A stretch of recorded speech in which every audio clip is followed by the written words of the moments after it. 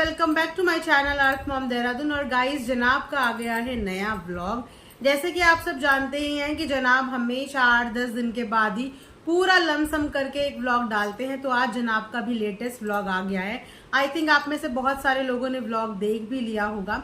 तो जनाब का व्लॉग वैसे ही हमेशा की तरह शुरू होता है मैडम की मोटर लाफ और मैडम की ओवर एक्टिंग के साथ। लेकिन आज के रिएक्शन में मैं मैडम और जनाब को थोड़ा साइड में रख के बात करूंगी जनाब के ही व्लॉग की। लेकिन जनाब के व्लॉग में आज मैं बात करूंगी साहिबा की, यानी आपकी, हमारी और हम सब की डब्बा रानी की। आज फर्स्ट टाइम उनके व्लॉग देख के ना मुझे एक इमोशनल सी फीलिंग हुई। भले ही मैं इनकी फैमिली पे रिएक्शन वीडियोस बनाती हूँ, बट आज का जो व्लॉग था ना वो काफी ज्यादा नेचुरल लगा।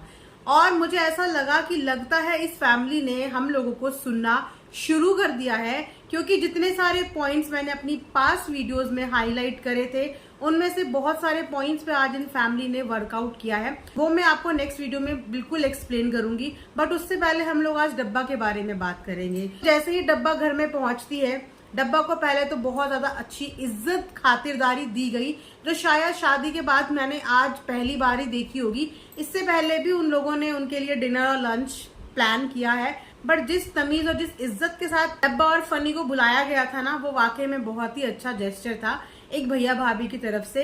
इनके भैया भाभी हमेशा ही इनके लिए बढ़ चढ़ के ही करते हैं, बट काफी टाइम से इनकी फैमिली के बीच में ये बॉन्डिंग कहीं ना कहीं मिसिंग थी, जिस चीज के लिए लोग इन्हें काफी टाइम से कंप्लेन भी कर रहे थे। तो बहुत टाइम के बाद एक फैमिली बॉन्ड देखने को मिला। और डब्बा जैसे ही घर पे आती है और वो अपने गले लग के रोने लगती है, इमोशनल हो जाती है, और उसके इमोशन समझने में किसी को 2 सेकंड भी नहीं लगे कि वो क्यों रो रही थी। जाहिर सी बात है वो इसलिए रो रही थी क्योंकि उसने एक बहुत अच्छे बैनर पे अपनी एनिवर्सरी प्लान आउट की थी, जिसकी शॉपिंग वो बहुत टाइम से कर रही थी। इनफैक्ट अपनी भाभी के लिए भी वो कुछ ड्रेस मटेरियल लेके आई थी, और उसके बाद एंड टाइम पे उसके भैया भाभी का आना कैंसिल हो जाता है, और एक लड़की का मायके ही उसके भैया भाभी और मम्मी पापा से होता है। और इनके घर में तो इनका पूरा घर की जो जिम्मेदारी है वो भैया भाभी के ऊपर ही है। एक तरीके से भैया भाभी माँ बाप की जगह ही है। तो वो जब एनिवर्सरी में नहीं शामिल हो पाए तो डब्बा को उस बात का दर्द तकलीफ हो रही थी, लेकिन उसी के साथ साथ अपने भाई पे बहुत ज्यादा प्राउड भी थी। इसीलिए कह रही थी कि बहुत टाइम के बाद भाई को एक अच्छा प्रोजेक्ट मिला है, तो हाँ उनको उस चीज को करना चाहिए। तो उसने दोनों ही चीजों को समझा, बट अपने इमोशंस को कंट्रोल नहीं कर पाई। इससे दिखता है कि वो कितनी ज्यादा डिपेंडेंट है अपने भैया भाभी के प्यार पे, और हर लड़की होती है। वहीं पे इस बार इनकी भाभी काफी ज्यादा इमोशंस को कंट्रोल करती हुई नजर आई, वरना इनकी शादी के टाइम पे डब्बा रोती हुई नजर नहीं आई थी, लेकिन इनकी भाभी के इमोशन ब्रेकडाउन हो गया था, अगर आपने इनके ब्लॉग देखे होंगे। लेकिन इस बार इनकी भाभी के आंख से एक आंसू भी नहीं निकला। आंसू सोचो कि भाभी के चेहरे से इमोशंस निकले ही नहीं, इमोशंस निकले तो पूरे व्लॉग में डब्बा के चेहरे से। उसका पूरा का पूरा चेहरा मुरझाया हुआ था और नजर आ रहा था कि वो अंदर से बहुत ज्यादा दुखी है। वो बहुत कुछ प्लान कर रही थी और बहुत कुछ एक्सपेक्ट कर रही थी, उस हिसाब से चीजें नहीं मिली। बट भैया भाभी ने अपने एंड पे चीजें करने की कोशिश की, लेकिन वही कहते हैं ना कि महंगे से महंगा तोहफा कितनी भी मटेरियलिस्टिक चीज हो, लेकिन किसी की प्रेजेंस और किसी के प्यार के मुकाबले में बहुत छोटी ही होती है। और उसको अपनी एनिवर्सरी में अपने मायके के साइड से अपना पूरा परिवार चाहिए था। अब वहां पे जहाँ पे पापा भी नहीं आ पाएंगे, पापा के भी हेल्थ इश्यूज हैं, और भैया आ नहीं सकते, भैया का शो है, और भाभी के साथ एक छोटा बेबी है। भाभी नहीं जाएंगी तो उसका मतलब भाभी की मम्मी भी नहीं जाएंगी। तो मतलब एनिवर्सरी में घर से जा रहे हैं सिर्फ 3 लोग, वो हैं इनकी अम्मी और दोनों बच्चे। तो इसी वजह से डब्बा का इमोशनल ब्रेकडाउन हुआ, जो देख के लिटरली 2 मिनट के लिए मुझे ही एकदम अजीब सा लगने लगा कि यार ऐसा नहीं होना चाहिए था। शो के बारे में तो इन लोगों को पहले से पता ही था, तो थोड़ी बहुत प्लानिंग इनकी भाभी कर सकती थी, अगर करना चाहती तो कर सकती थी।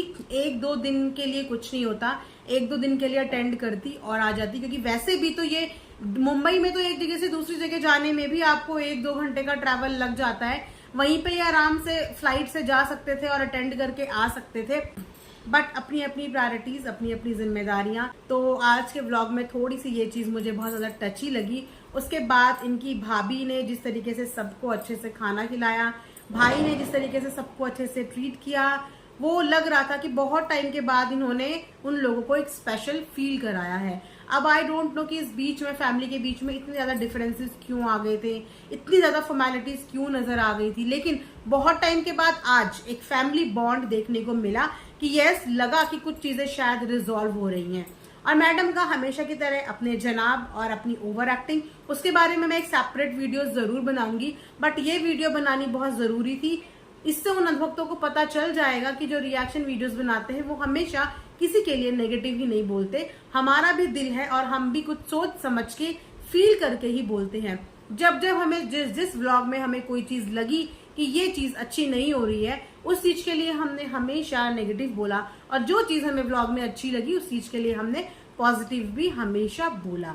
तो यही होता है एक रिएक्शन वीडियो। तो आई नो कि आप में से बहुत लोगों को भी आज का व्लॉग बहुत टची लगा होगा, बिकॉज कमेंट सेक्शन में बहुत सारे लोगों के कमेंट्स देखे मैंने, जो सारे के सारे कमेंट्स डब्बा के लिए ही आ रहे थे, और किसी को अच्छा नहीं लग रहा था डब्बा का वो रोता हुआ रूप देख के, क्योंकि वो हमें ऐसी अच्छी लगती है, फ्रेंड्स करती हुई, भले ही हम उसको कितना रिएक्ट करें, भले ही हम उसके ऊपर कितनी मिमिक्री करें, कितने भी रिएक्शन वीडियोस बनाएं, बट हम पर्सनली कभी भी नहीं चाहते कि किसी को भी हम रोता हुआ देखें या किसी की भी आंखों में आंसू आए।